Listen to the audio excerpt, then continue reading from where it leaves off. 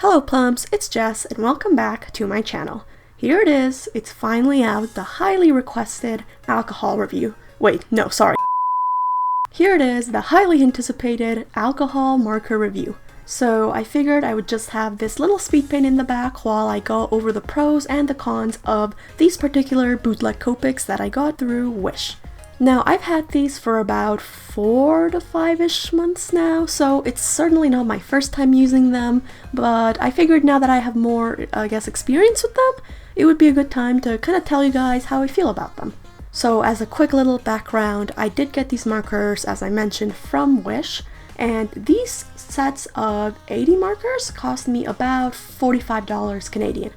Now, you don't have to get an 80 marker set. These come in 30 sets, 36, 40, 48, 60, and 80 set markers. When you do the math, you're looking at about 56 cents per marker, as opposed to actual Copics, which tend to go around $7 to $10 per marker. So definitely a big money saver. Granted, the quality won't be as well, but definitely a good place to start if you're not sure about getting the real ones. Now, another thing to mention before jumping into the pros and cons is that this is the first and only marker brand I've ever tried. I didn't really want to invest in the real ones just yet, so I did go ahead and get these as my first ever introduction to alcohol markers. There's a lot of brands out there, and I just decided to start with the cheapest ones I could find just to see what they're like. So it's kind of hard for me to compare it to anything else because it's the only brand I've ever tried, so keep that in mind when I give my review. So starting with the pros. Now, the first pro of these markers, like most alcohol markers, is that they are very, very pigmented. These are not streaky at all. They lay down so flat and so smooth, and you can just make these really solid blocks of color.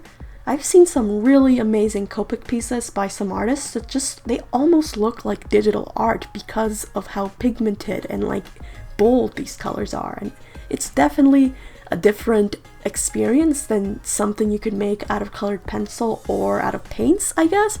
Not to say that the textures from those are bad, but it's certainly something different when you're using these markers, and it's very satisfying to use. Another pro is that you can layer the colors on top of each other. So say if you're shading in a pink rubber ball, you don't necessarily have to go out and buy a darker shade of pink to shade it. You can just take that same marker and draw over the first layer of pink, and you can add layers upon layers and shade them. Because they're not water-based, it's not going to tear up your paper like most markers would do. These can layer, and so even though many brands are expensive, you don't need as many markers as you think because you can pull off so many variations of a single color with just 1 or 2 markers, so it's really awesome.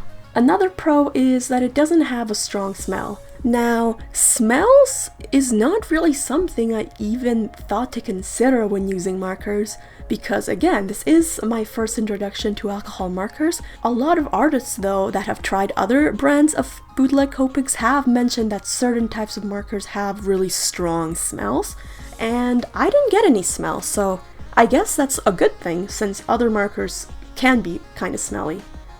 I mentioned this earlier, but another pro is that it's a very good tester marker, especially if it's your first time using alcohol markers such as myself, but don't want to spend $10 per marker for an art supply you might not even want. This one is a very nice alternative to kind of introduce you into the medium. They're only 56 cents each, so it's a very, very forgiving price for a new art supply. So now moving on to the cons of these markers. The first con that is very evident to me, as opposed to other Copics, is that it does not come with a brush tip. And this is probably the most common con you'll hear when people give Copic reviews. The only time I've ever tried real Copics are when I go to Michael's and they have tryout ones, and I must say the brush tip is very nice. It allows you to get a much smoother blend when doing some blending or some shading. it allows you to get much thinner lines in your drawings as opposed to the chisel nib or the bullet nib, which with proper use you can get similar effects as the brush pen, but it's definitely a higher learning curve to use this to make more delicate art, if that makes sense. But it's not a con that surprised me because I knew that it wouldn't come with a brush tip before buying it, so that was a sacrifice I was willing to make. Another con is that the color names on the caps don't always make a lot of sense. For example, this one that is called pastel yellow, when you actually try it out on paper, that is not what I would call pastel yellow at all. Then this one's called pale purple, but when you try it out, that's more of like a pink. Maybe I'm just colorblind, but I don't really see any purple in that. Now these two here, they don't even have the right hue. Like this apparently is green, and that's not exactly what I would call green, nor is this something I would call pastel green. So I think that is why it's so important that you make a little swatch sheet like the one here, because the markers aren't always going to be the right color, they aren't always going to be as light or as dark as the little cap shows. So do a color sheet, carry it around with you whenever you're gonna make something so that you can refer back to it to make sure you actually know what colors you're working with. It's not a huge deal, it's something that can be fixed with the swatch sheet, but it's definitely not something you would see in a proper Copic marker. Now my next con kind of is linked to the swatch sheet. So when you take a look at it, you have enough colors in the sense that you have a red, orange, yellow. If you go through the rainbow, you do have at least one of each, but when you see how much of each different type of color you get, I don't feel like it's very balanced.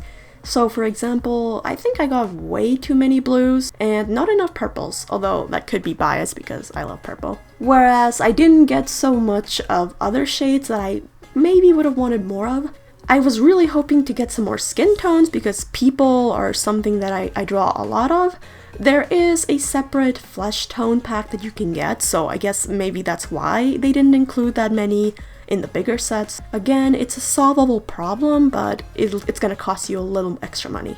Another con is that there's not really that many like soft or pastel-y colors. They're all very, very saturated. That can be a good thing if you're trying to make like a bold piece of art or like a graphic novel-y type of work, but if you're trying to go for something a little more dewy, more watercolory, I guess, you're gonna have a bad time with these markers. So real Copics have these really light shades that I'm talking about. You can get some really, really pale shades with actual Copics, and these can be really useful when you want to make soft illustrations. I don't know if maybe the formula for those shades are more expensive or hard to make, but I've yet to see a bootleg Copic type that is able to make those shades that light. So again, not too big of a deal, but don't expect to get any of those like cute, fluffy pastel shades. I was really hoping for some, but I guess it's just not something that's very common when you're getting the bootleg versions. So this next con is not exactly the marker's fault, it's more so the providers of the markers. A thing about buying online, especially from websites such as Wish, I love you Wish, but sometimes what you show in the picture is not exactly what the person gets. So before making my purchase, I read over some of the reviews, and most of the reviews were pretty good, but a lot of people did mention that they had a bit of mishaps with the markers that they got. Some people, for example, mentioned that when they came in the mail, a lot of the markers came with their caps off, so they had already dried out. Some people mentioned getting less of the markers that they had bought, some mentioned getting more than what they had bought. Others mentioned getting duplicate colors, and I did actually get 2 duplicates. I got 2 blue shade. I don't really mind because it is a color that I really like, but you know, it's good to keep in mind that when you're buying maybe like the smaller 30 pack, maybe be prepared for some duplicates and consider that when you're buying. Maybe you might want to buy the bigger set just to make sure you have a lot of variety. Overall, I think I got pretty lucky with my Copics. Like I said, a lot of the reviews did mention that they got dry, missing, or duplicate markers.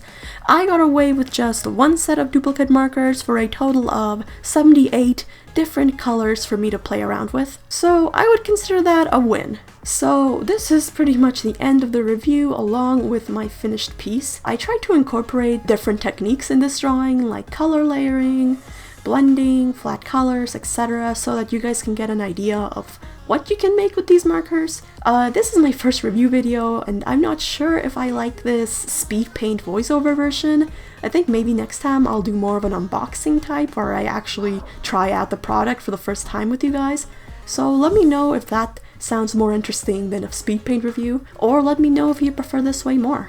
Also, I've left the link below to where you can get this same set of markers just in case you're interested. That's pretty much it from me. Thank you so much for watching, and I will see you in my next video.